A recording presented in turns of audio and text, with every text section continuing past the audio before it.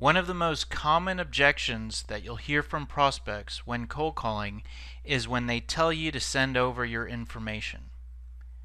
This is very popular because, for one, it's extremely effective at ending the call and allowing the prospect to get rid of you. The other reason why this is popular is because it's a way for the prospect to not sound like a bad guy. They get rid of you and you actually feel a little bit of hope that they are kind of interested as the call is ending. But whatever you do, try not to let the call end at that moment and then sit there at your computer spending 15 to 20 minutes crafting a wonderful email with all of your information that you send over to the prospect. That's one of the worst things you can do, because not only are you maybe losing an opportunity to continue the conversation with the prospect, but then you potentially waste valuable time putting together your information that goes to a prospect that is either not qualified, not interested, and may likely delete your email without being read.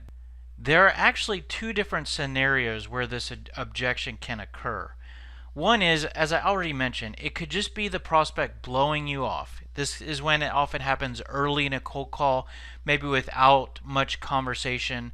They just say, yeah, well, just send me your information, right? And they're just blowing you off, trying to get rid of you, and trying to do it in a nice way. There's a different time where this objection can come up, and it often might happen towards the end of a cold call when you're trying to close the prospect. And this is where you might go for the close and they might say something like, oh, well, I'm not sure. I tell you what, for now, just send me your information, right? And that's more driven by they're not blowing you off, but they're just not ready to commit to what you're trying to sell. Now, if you're able to identify these two different scenarios, you could have a different reply for each. Let's look at the blow-off response first. As I've already discussed, we're not going to hear the request for information and end the call and start putting together our information. Instead, let's focus on keeping the call going and do that by redirecting to one of your pre-qualifying questions. If you don't know what I'm referring to when I say pre-qualifying questions, look at some of our other videos. But it's a question to ask the prospect to determine if there's any potential for a fit between what you have to offer and what they might need. And let me show you what that response would look like. So they say, well, just send me your information. Hey, you know what, Mark? I certainly will. But you know what?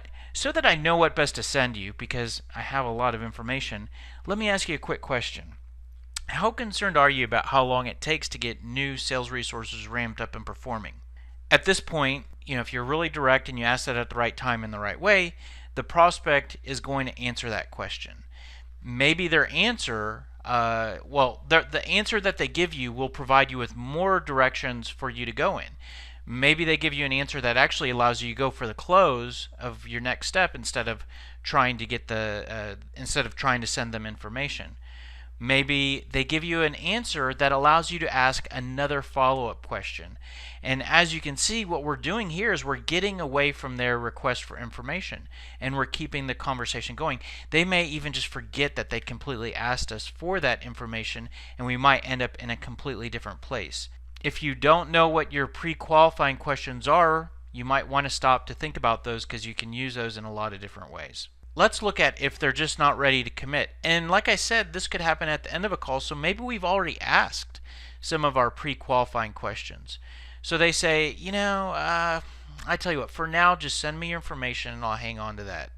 And which, by the way, that's not horrible, and that's an okay time for you to craft a long email or an email with all your information. But you still may be able to improve your results by not conceding to that objection just yet. Here's a response you can try. Hey, you know what, Mark? I certainly will. But I want you to know that I'm not reaching out to try to sell you anything. And I really don't even know if you're a good fit for what we provide. More so, I'm just trying to open the dialogue between our two companies and learn a little bit more about what you're doing and share with you how we typically help companies in that situation. And I know you just want my information and you're not ready to do anything right now, but after we have a quick conversation, you can then know what we have to offer, so that when you do reach a point where you're looking to do something or consider your options, you can know who we are and how we can help, and then we can pick back up after that. Hey, listen, I mean, a quick conversation might be quicker and easier for you than you going through and reading any of the loads of information that I might send over to you.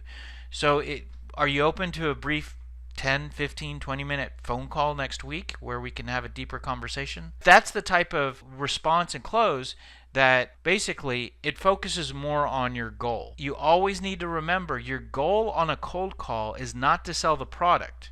It's to sell the next step in your sales process. And typically that's going to be starting the conversation, scheduling a meeting, getting an appointment, getting some sort of action out of the prospect. If you do sell maybe a very transactional one-call close product, maybe your goal is to sell the product. But in most cases, especially in B2B selling, that's not going to be the goal. So just always remember that when the prospect says, send me your information, especially if they're doing it at the non-committal place. If you like any of that and you want help with responding to more objections like I'm not interested, or what is this in regards to, or we're already using somebody, or we don't have any budget to spend, you might want to check out Sales Scripter. And if you have more of a need to figure out what your pre-qualifying questions are, you might want to check out Sales Scripter. It's a software application that basically interviews you, starting with asking you what you sell, how does that help your prospects, what problems do you help to fix, what questions should you ask to see if those problems exist. Once you answer Sales Scripter's questions like that, it then takes your answers and uses it to fill out a library of scripts, tools, and templates. Like you'll get a whole library of cold call scripts, you'll get email templates, voicemail scripts, and an objections map as well, which is kind of what we're talking about here, which is how do you respond to objections like just send me your information. You'll get a tool that actually has more details of similar to what I just went through here today. So you might want to check that out. And then also there's a tool that provides an interface for you to easily access all these objection responses and talk tracks right when you're on the call. It's what we call an interactive script, so you might want to check that out.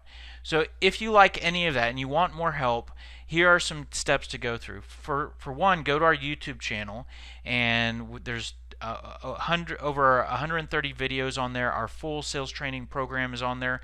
There's a number of webinar recordings, sales tip videos, Sales Scripter demo videos. Subscribe, because we upload almost a video a day to that channel, and if you subscribe, you'll be notified of that. Step 2, get one of our books. On our website, salescripter.com, we have a number of free ebooks that you can download. Those are all like 15 to 20 pages each, a lot of good free content. If you want a bigger resource that goes into more detail, something you could put on your desk and flip through and physically read, we have a book that I wrote called The Cold Calling Equation, and it's on Amazon, so you can check that out.